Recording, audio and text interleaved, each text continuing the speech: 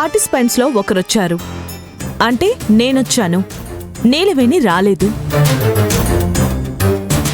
దాందే ఉంది, ఎంత టైం అయిందో చూశారు కదా. ఆ అత్తయ్య గారు తను రాకపోతే అర్చననే బోర్డు మెంబర్గా నియమించాలనుకున్నారు కదా.